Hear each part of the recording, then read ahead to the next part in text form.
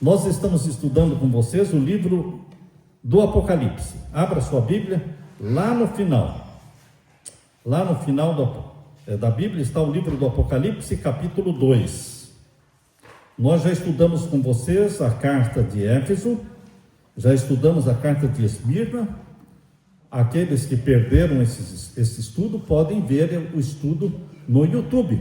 O número 1, número 2, número 3 e número 4. Hoje nós vamos estudar com vocês a carta à igreja de Pérgamo. Nós demos também o gráfico para vocês. O gráfico mostra que a história do cristianismo, ela foi dividida em 7 capítulos. Quando a história é muito longa, tem que dividir em capítulos. E Deus dividiu a história do cristianismo em 7 capítulos. O primeiro capítulo é chamado Éfeso, que durou do ano 31 ao ano 100. O segundo capítulo chama-se Esmirna, que foi o período da perseguição, que durou do ano 100 até o ano 313. E agora nós vamos estudar com vocês o período de Pérgamo. Pérgamo é o período da exaltação do cristianismo. Lembre-se que no período de Esmirna, o cristianismo foi perseguido, o cristianismo foi pisado. Foram dezenas de perseguições dos imperadores romanos contra os cristãos, ao ponto de fazerem um monumento ali na Espanha, um monumento aos imperadores que mataram os cristãos, e no monumento dizia assim: ao fulano de tal, ao fulano de tal, uma homenagem por terem destruído o nome de cristão da face da terra. Será que destruíram o nome de cristão da face da terra? Sim ou não? Não, porque eles morreram, se foram. Vocês nem sabem o nome desses imperadores que mataram os cristãos, mas os cristãos estão vivos. Os cristãos hoje no mundo formam a maior religião do mundo. O cristianismo é maior do que o budismo, o cristianismo é maior do que o islamismo. O Deus do cristianismo é o Criador dos céus e da terra, é a religião que domina o mundo. Então, queridos, não adianta querer destruir o cristianismo. Voltaire, um incrédulo, um ateu francês, que dizia que ele destruiria o cristianismo e que a Bíblia se tornaria um livro esquecido, abandonado, que ninguém mais leria. Voltaire, ele morreu, e a casa onde ele morava se tornou um centro de Bíblias, um depósito de Bíblias, a casa do ateu Voltaire. Ou seja, queridos, a Bíblia permanece viva como sempre, porque é a palavra de Deus. E hoje nós vamos estudar com vocês a carta à igreja de Pérgamo. A igreja de Pérgamo vai do ano 313 até o ano 538. Aqueles que têm o gráfico podem ver aí no gráfico. Nós distribuímos. Aí está, Pérgamo, 313 a 538. Todos têm em casa, devem usar para poderem entender a história do cristianismo em 7 capítulos. Agora, a palavra Pérgamo quer dizer exaltação. Por quê? A cidade de Pérgamo está exatamente numa colina, numa montanha exaltada. Para subir na cidade de Pérgamo, nós tivemos, a Leila e eu tivemos que usar um teleférico, ou seja, um bondinho que nos conduziu aqui debaixo do pé da montanha até lá em cima. E lá em cima então estavam todos os prédios, ruínas. Hoje são ruínas a cidade de Pérgamo. Lá embaixo, no pé da montanha, tem uma vila, mas lá em cima, onde era a cidade de Pérgamo, a administração, os palácios, hoje estão todos em ruína. Então, Pérgamo quer dizer exaltação. O cristianismo deixou de ser perseguido e se tornou a religião do imperador de Roma. Quando o cristianismo se tornou a religião do imperador de Roma, todo mundo começou a se tornar cristão. Que tal? O que você acha? Se o imperador de Roma, ele se proclamou cristão, Então todos os pagãos começaram a bajular o imperador, e para agradar o imperador, eles também vieram para o cristianismo.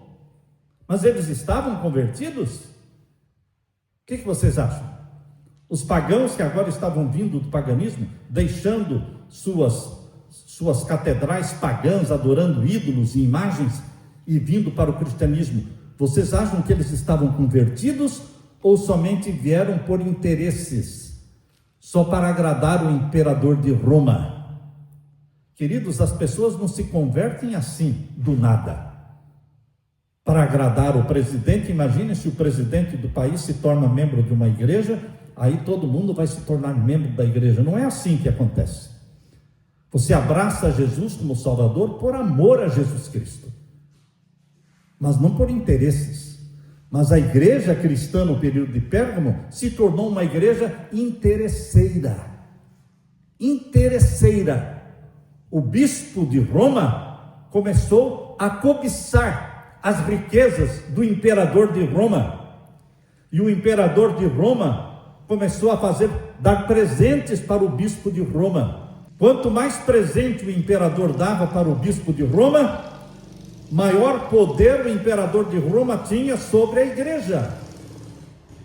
Em breve, o bispo de Roma deixou de dirigir a igreja, e agora quem tinha maior autoridade na igreja era o imperador. Chegou no ponto do imperador convocar os concílios da igreja, e esse imperador chamava-se Constantino o Grande. A mãe de Constantino era Helena, a rainha Helena, e ela então também se tornou cristã, e agora ela começou a construir igrejas. Até o ano 313 não existiam igrejas cristãs. Todos os cristãos se reuniam aonde? Nas cavernas, nas montanhas, nas catacumbas, nos túneis subterrâneos, escondidos, porque eram perseguidos.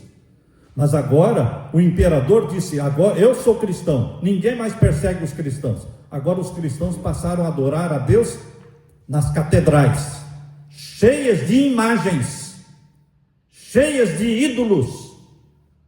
Só que o imperador Constantino colocou o nome cristão nas imagens, tirou a cabeça, trocou o nome. Nós já estivemos ali em Roma, visitando a Basílica de São Pedro. Ali cabem umas 40, 50 mil pessoas nesta Basílica de São Pedro. Quem entra na Basílica de São Pedro, do lado direito, tem uma estátua de granito preto, é a estátua de Pedro. Mas aquela estátua de Pedro foi tirada de um templo pagão, porque era a estátua de Júpiter. Tiraram a cabeça do Júpiter, colocaram a cabeça do Pedro, e passou a ser adorada como Pedro. E todos que entram ali, vão ali e beijam os pés da estátua. Você percebe que os pés da estátua de Pedro estão gastos, de tantas pessoas passarem a mão e beijarem ali. Adoração de ídolos, adoração de imagens. Quando começou isso? No período de Pérgamo. Queridos, no período de Pérgamo, a igreja começou, o cristianismo começou a construir igrejas. A rainha Helena se tornou a primeira construtora de igrejas. Ela era mãe do imperador, tinha dinheiro, então ela comprava os lugares por onde Jesus andou, na Terra Santa, na Palestina, comprava esses lugares e construía igrejas. A primeira construtora de igrejas foi a mãe do imperador Constantino. Agora, queridos, na perseguição, e o período de perseguição foi Esmirna, o anterior, certo? 100 a 313. A igreja foi perseguida e esmagada, mas era fiel. Era fiel. No período da perseguição, só é cristão quem é fiel, porque pode custar a vida da pessoa.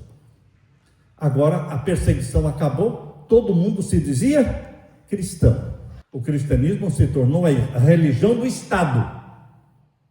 A religião do Estado, a religião do imperador. E então veio a apostasia da igreja. Sabem o que é apostasia? Apostasia é quando as pessoas se afastam de Deus. As pessoas passam a seguir tradições. Qual a diferença de seguir tradição e seguir a Bíblia? Qual a diferença? Seguir a Bíblia é o que Deus quer, é o que está escrito. Seguir a tradição é fechar a Bíblia, fecha a Bíblia, não lê a Bíblia, não estuda a Bíblia e segue as tradições, costumes, mas que não são ensinamentos da palavra de Deus. Então não se assuste, porque o período de Pérgamo é um período muito feio do cristianismo, porque é um período em que o cristianismo se casou com o paganismo. O cristianismo casou-se com o paganismo, e desse casamento surgiu um filho. O filho que surgiu desse casamento do cristianismo com o paganismo chama-se o bispo de Roma.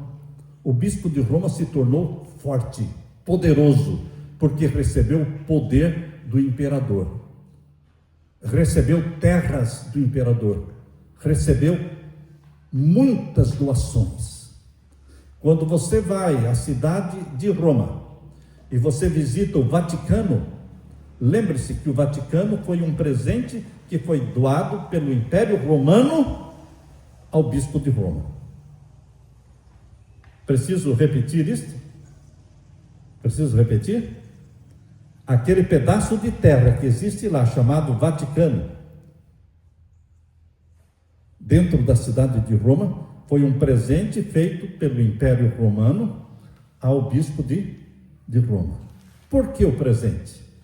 Porque ele deixou o imperador ter domínio sobre a igreja. Ele comprou os líderes da igreja. Por isso esse período de Pérgamo se tornou um período triste do cristianismo. Vamos ver como é que Deus descreve aqui. Vamos ler a carta que Jesus escreveu à cidade de Pérgamo, à igreja de Pérgamo, capítulo 2, verso 12. Leiam comigo. Ao anjo da igreja em Pérgamo, escreve: estas coisas diz aquele que tem a espada afiada de 2 gumes. Quem é esse que tem a espada afiada de 2 gumes? Quem é ele? É Jesus. E qual é a espada afiada de 2 gumes que Jesus tem, que sai da boca dele? A palavra de Deus. A palavra de Deus é uma espada afiada de 2 gumes. É Jesus quem está falando. Verso 13: conheço o lugar em que habitas. Viu aí? Conheço o lugar em que habitas, onde está o trono de Satanás. No período de Pérgamo, quem colocou o trono dentro da igreja cristã? Isso aqui é pesado, né? Isso aqui é pesado. No período de Pérgamo, quem colocou o seu trono dentro da igreja cristã? Satanás. Estão vendo aí? Vamos ler de novo? Conheço o lugar em que habitas, onde está o quê? O trono de Satanás, e que conservas o meu nome, e não negaste a minha fé, ainda nos dias de Antipas. Antipas foi um dos mártires que morreram nesse período, mas permaneceu fiel. Antipas, minha testemunha, meu fiel, o qual foi morto entre vós, onde Satanás habita. Continue a leitura, capítulo 2 e o verso 14. Tenho, todavia, contra ti algumas coisas, pois que tens aí os que sustentam a doutrina de Balaão, o qual ensinava a Balaque a armar ciladas diante dos filhos de Israel, para comerem coisas sacrificadas aos ídolos e praticarem a prostituição. No período de Pérgamo existiam falsos profetas que eram como Balaão. Vocês conhecem a história de Balaão? Balaão era um profeta de Deus, mas que apostatou, que abandonou Deus por interesse no dinheiro, no ouro, nas pedras preciosas. Balaque, aqui está o nome de Balaque, ó. Balaque foi o rei que comprou Balaão. Balaão se vendeu por amor ao dinheiro. Balaque disse para Balaão: você vem aqui e amaldiçoe o povo de Israel. E Balaão, querendo ganhar o dinheiro, foi lá para amaldiçoar o povo de Israel. Mas quando ele abria sua boca, saía palavras de bênçãos. E Balaque disse para Balaão: eu pedi para você amaldiçoar o povo e você está abençoando. E Balaão disse: eu não consigo amaldiçoar. Quando eu abro a minha boca, só saem palavras de bênçãos. E Balaão percebeu que ele não conseguia amaldiçoar o povo de Deus, mas ele queria o quê? Ganhar o dinheiro, queria ganhar os presentes de Balaque. Então ele chamou Balaque do lado e disse: olha, eu não consigo pronunciar palavras de maldição, mas eu vou dar um conselho para você. Faça uma festa. Faça aí uma festa aí com dança, com músicas, com bebedeira, com mulheres bonitas, e convide os rapazes de Israel, convide as moças para virem festejar com vocês. Sejam amigos.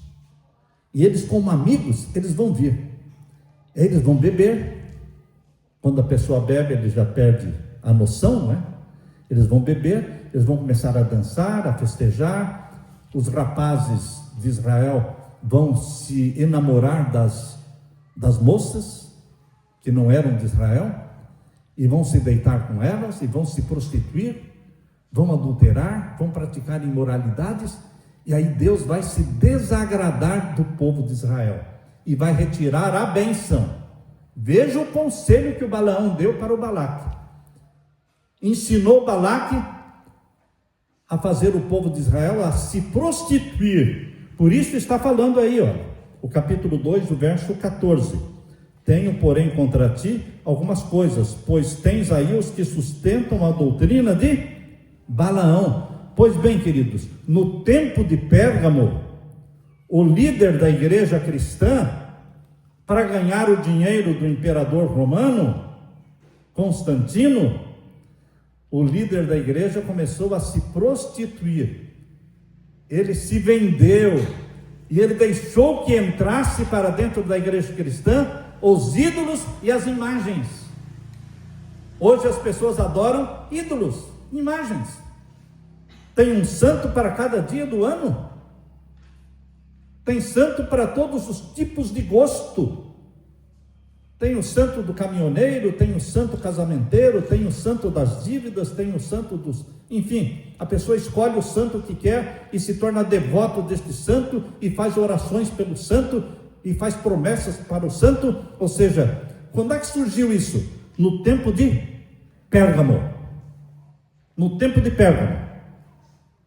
Porque até o período de Pérgamo a igreja era fiel. Qual era o dia que vocês acham que o povo de Deus guardava no período de Éfeso? Éfeso foi de 31 a 100. Lembre-se que nós estamos em 2025. O período de Éfeso foi do ano 31 a 100. Será que dia eles guardavam da semana? Sábado. Porque assim está na lei de Deus, os 10 mandamentos. E no período de Esmirna, que foi do ano 100 ao ano 313, que a igreja foi perseguida, que dia eles guardavam? Sábado. Igreja fiel. Sabe o que aconteceu no período de Pérgamo? Eles começaram a deixar de lado a guarda do sábado e começaram a guardar o domingo. Você não tinha curiosidade? Você não tinha uma curiosidade de saber? Porque se a lei de Deus manda guardar o sábado, isso está muito claro lá, lembra-te do dia do sábado. 6 dias trabalharás, farás toda a tua obra, mas o 7º dia é o sábado do Senhor teu Deus. Êxodo capítulo 20, verso 8 até o verso 11. Você não tinha essa curiosidade de saber, se a Bíblia manda guardar o sábado, por que que o mundo todo e todas as igrejas guardam o domingo? Hoje você está descobrindo isso. Surgiu aqui no período de Pérgamo. o imperador de Roma, chamado Constantino, disse: eu sou cristão. Mas ele era cristão só de nome. Só de nome. Ele continuava adorando o sol. Continuava sendo adorador do sol. E o dia que ele adorava no paganismo era o dia do sol. Em inglês, dia do sol quer dizer Sunday. Sunday, sun, sol, day, dia, Sunday, dia do sol. O dia que ele adorava o sol no paganismo, ele trouxe para o cristianismo como sendo o dia do Senhor. Mas na Bíblia o dia do Senhor é o sábado.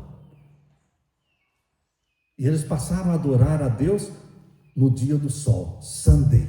A primeira lei dominical, a primeira lei mandando guardar o domingo surgiu no tempo de Pérgamo, no tempo de Constantino, dia 7 de março de 321. Por isso está aí, olha.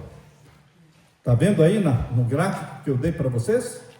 No gráfico que eu dei para vocês, debaixo da palavra Pérgamo, vem a data, 313 a 538, vem o significado da palavra Pérgamo, que quer dizer o quê? Exaltação. Aí vem o quê? Dia do sol. Dia do sol, que foi a lei mandando guardar o dia de domingo, o dia do sol, foi no dia 7 de março de 321. Estão vendo aí? Mas será que eu inventei isso aqui? Não, se você abrir o seu celular no Google, presta atenção, aqui só fala-se a verdade, nós só falamos a verdade aqui. Se você abrir no Google e procurar lá a primeira lei dominical feita por Constantino, o imperador romano, vai dar a data, é essa data que está aí, 7 de março de 321. Não existe um mandamento na Bíblia mandando guardar o domingo, não existe. O mandamento da Bíblia manda guardar o sábado, mas eles guardam o domingo em obediência ao imperador de Roma. E o líder da igreja de Roma aceitou, porque ele foi comprado com presentes, com mansões, com fazendas, com riquezas. Foi honrado, se vendeu, assim como Balaão se vendeu ao rei Balaque. Entenderam a história? O que mais surgiu no tempo de Pérgamo? Está aí no gráfico que nós demos para vocês. A primeira mudança foi o dia de guarda, 7 de março de 321. O que mais aconteceu? A festa da Páscoa. Está vendo aí? 325, concílio de Niceia. O concílio de Niceia é um concílio que o imperador Constantino convocou, ele marcou esse concílio na cidade de Niceia. Nós fomos lá na cidade de Niceia. E nesse concílio de Niceia, quem dirigiu o concílio, a reunião, foi o imperador Constantino. E ali ele estabeleceu a data da Páscoa. O mundo todo não comemora a Páscoa? Faz pouco tempo, não é? Essa data que eles comemoram a Páscoa não é a Páscoa da Bíblia. É a Páscoa que foi estabelecida pelo imperador romano Constantino. Em que dia que Constantino marcou o dia da Páscoa? Na festa de uma deusa babilônica chamada Ishtar. Está aí, ó. Festa de Ishtar, que é a deusa lua. Ishtar, deusa da fertilidade. Nessa festa de Ishtar, não só era ela conhecida como deusa da fertilidade, como também existia uma homenagem aos coelhinhos. Vocês sabem que os coelhinhos são os animais que mais se reproduzem mais rapidamente? Ele era o símbolo da fertilidade e era adorado na festa da fertilidade de Ishtar, deusa babilônica da fertilidade. A data da festa de adoração a Ishtar foi escolhida para ser a data da Páscoa bíblica. E o mundo todo hoje segue a Páscoa na data pagã, na data de Babilônia. Mas as pessoas não sabem disso. Estão seguindo um costume que veio do período de Pérgamo. Veio do tempo de Pérgamo. Por isso o período de Pérgamo foi do ano 313 a 538. Porque no ano 321 foi a primeira lei dominical. 325 foi a festa para adorar quem? A deusa babilônica Ishtar. E será que eu devo falar disso aqui? Hein? Ou vamos parar por aqui? Posso falar? O que mais tem aí? O que surgiu nesse tempo aí? O que está no gráfico aí? O que surgiu no período de Pérgamo também? Hein? Natal, 25 de dezembro. Sabe quem nasceu dia 25 de dezembro? Não foi Jesus. Não foi Jesus. Mas todo mundo fala que foi Jesus? Todo mundo fala, mas a Bíblia não fala. Nós temos que seguir o quê? A Bíblia. Sabe quem nasceu dia 25 de dezembro? Tamuz. Tamuz era filho de Ishtar. Filho de Ishtar com Nimrod. Nimrod e Ishtar. Outro nome de Ishtar é Semiramis. Nimrod e Semiramis tiveram um filho, deram o nome dele de Tamuz. Ele nasceu 25 de dezembro. De onde é que o senhor tirou essa história? Google? Antigamente não existia Google, tinha enciclopédias. Tinha enciclopédia britânica, tinha enciclopédia Barça, que custava muito caro. Poucas pessoas podiam ter e comprar. Eu tinha, mas agora você não precisa gastar dinheiro com isso, porque você entra no Google e ali tem a Wikipedia. Wikipedia é a enciclopédia que está lá no Google, e lá tem tudo. Coloque lá, Natal, origem do Natal. Vão abrir assim umas páginas, muitas páginas vão ser abertas, mostrando a origem do Natal, mostrando que veio de Babilônia, 25 de dezembro, não tem nada a ver com o nascimento de Jesus. Mas como é que o mundo todo comemora o nascimento de Jesus 25 de dezembro? Porque o imperador Constantino estabeleceu isso, e o bispo de Roma aceitou. Aceitou porque ele foi o quê? Comprado. 3 festas: a festa da santificação do domingo, a festa da Páscoa e a festa do Natal. Todas as 3 vieram do tempo do imperador Constantino, que se enquadra dentro da carta de Pérgamo, que foi do ano 313 até o ano 538. Queridos, aqui vamos ver então, vamos continuar a leitura, o capítulo 2, verso 15. Verso 15. Outro sim, também tu tens os que da mesma forma sustentam a doutrina dos Nicolaítas. No tempo de Pérgamo existiam cristãos que seguiam a doutrina dos Nicolaítas, que é a doutrina espírita, de que você pode fazer o que quiser, beber e fumar e comer o que quiser, que isso não afeta a sua vida espiritual. Os Nicolaítas separavam as obras da carne das obras do espírito, dizendo que aquilo que eu fazia no corpo não afetava a minha vida espiritual. Os espíritas hoje creem desta forma. Queridos, será que aquilo que eu faço no corpo não afeta a minha vida espiritual?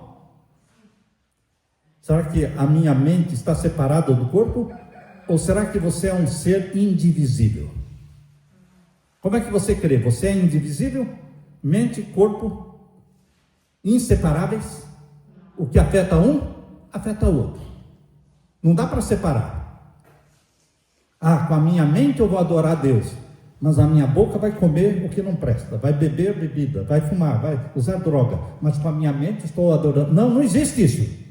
Você adora a Deus com a boca, você adora a Deus com o estômago, você adora a Deus com a mente, não dá como separar.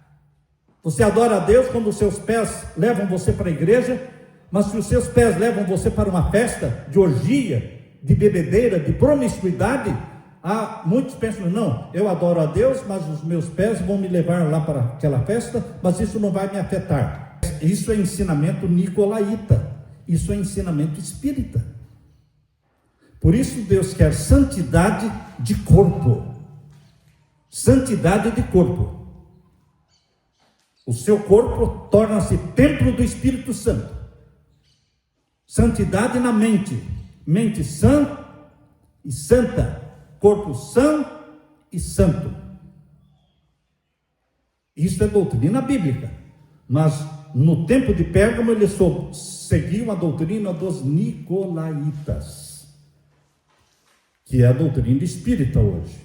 Agora vejam o capítulo 2, verso 16, lendo comigo agora. Portanto, arrepende-te. Graças a Deus existe arrependimento. Por mais bandido que seja a pessoa, por mais pecado que tenha cometido, existe esperança. Amém por isso? Existe esperança. Se confessarmos, seremos perdoados. Você pode não concordar com o perdão. Você pode dizer, eu não acho que aquela pessoa devia ser perdoada. Mas Deus perdoa se a pessoa pedir perdão. O ladrão que foi crucificado do lado de Jesus, um foi ladrão e morreu ladrão. O outro foi ladrão e não morreu ladrão, morreu salvo. Vocês se lembram que um dos ladrões disse para Jesus, lembra-te de mim quando entrares no teu reino? Ele aceitou a Jesus ali na cruz, e Jesus disse, em verdade te digo hoje, que você estará comigo no paraíso. Queridos, pediu perdão, será perdoado. Por isso o conselho de Deus aqui, para você e para mim, é no verso 16, portanto, leia comigo, portanto, arrepende-te, e se não, venho a ti sem demora, e contra eles pelejarei com a espada da minha boca. Verso 17, quem tem ouvidos, ouça o que o Espírito diz às igrejas. Ao vencedor, dar-lhe-ei do maná escondido. Lembram-se do maná? O maná caía do céu diariamente. Todas as manhãs caiu o maná durante 40 anos. O povo de Deus comeu do maná. No deserto não tinha comida. Eles comiam do maná, que era o pão do céu que descia. Antes do sol nascer, caía. E antes do sol nascer tinha que ser colhido. Os preguiçosos que ficavam dormindo até tarde, e o sol subia e derretia o maná. Quando eles iam colher, não tinha mais nada, tinha sido derretido. Para colher tinha que levantar cedo, porque era uma camada que ficava em cima da areia do deserto. Eles colhiam aquilo para fazer farinha e fazer pão. Amassavam aquilo para fazer o pão. O maná foi derramado por Deus por 40 anos. E aqui Jesus está dizendo que você vai poder comer do maná. Ele vai dar para você do maná, que é o pão celestial. Vejam aqui, capítulo 2, o verso 17. Ao vencedor, dar-lhe-ei do maná escondido, bem como lhe darei também uma pedrinha branca. Você vai ganhar uma pedrinha branca. E o que vai estar escrito nessa pedrinha branca que Jesus vai dar para você de presente? Quando você chegar no céu, Jesus vai colocar uma coroa de ouro na sua cabeça, e Ele vai colocar na sua mão uma pedrinha branca. Você vai olhar essa pedrinha branca e vai ver que ali está escrito um nome que ninguém conhece, só você. Você vai ler o nome e vai saber que esse será o seu nome. O seu nome vai estar escrito na pedra branca. É o que diz aqui a promessa. Olha, leia comigo. A promessa que Jesus está fazendo ao vencedor: dar-lhe-ei do maná escondido, bem como lhe darei uma pedrinha branca, e sobre essa pedrinha escrito o quê? um nome novo. Jesus vai dar para você um nome novo. E o que mais? O qual ninguém conhece, exceto aquele que o recebe. Você é filho de Deus, você é filha de Deus. E Deus tem um nome especial para você. Só Deus conhece esse nome. E você vai conhecer esse nome quando receber a pedrinha branca de Jesus. Amém? Eu quero estar lá no céu para receber não só a coroa de ouro das mãos de Jesus, mas receber também a pedrinha branca. Quando você estiver recebendo a pedra branca, você vai se lembrar desse dia, desse culto, quando você leu na Bíblia, e você vai ler o seu nome, o seu novo nome. Você vai viver vida eterna, e eternamente você vai ser chamado por aquele nome. Que presente de Deus! Deus é carinhoso, Deus tem detalhes, e esses detalhes estão na Bíblia, fazem parte do seu relacionamento de filho com o Pai Celestial. O Pai Celestial ama você, do jeito que você é, mas Ele vai mudando você dia a dia. Deus aceita você do jeito que você é, mas dia a dia Ele vai mudando, e você vai se tornando parecido com Jesus. Parecidos com Jesus, porque ser cristão é ser parecido com Cristo. Cristão é ser parecido com Cristo. Que Jesus derrame o Espírito Santo sobre você, e que você se prepare para este grande dia, em que receberá das mãos dele a pedra branca com o seu novo nome. Aleluia, amém? Amém. Deixe-me orar com vocês. Vamos ficar em pé para a oração. Pai querido que estás nos céus, obrigado porque hoje nós aprendemos que a tua igreja fiel, infelizmente no período de Pérgamo, se afastou do Senhor, se casou com o paganismo e aceitou muitas festas pagãs dentro da igreja. Mas nós te louvamos, Pai, porque o Senhor não nos deixou na ignorância, o Senhor nos explicou, o Senhor nos mostrou, e o Senhor quer a doutrina pura, que seja da Bíblia, e o Senhor promete que aquele que se arrepender será perdoado, e não só perdoado, será salvo, será levado para o céu, e o Senhor vai nos dar uma pedra branca com um novo nome. Obrigado por essas promessas, nós nos apropriamos dessas promessas, nós aceitamos a Jesus como nosso Salvador, e pedimos que o Senhor derrame sobre nós o Espírito Santo, para que o Espírito Santo em nós habite e nos faça templos do Espírito Santo. Em nome de Jesus pedimos e agradecemos, e todos dizemos amém, Senhor, amém, aleluia.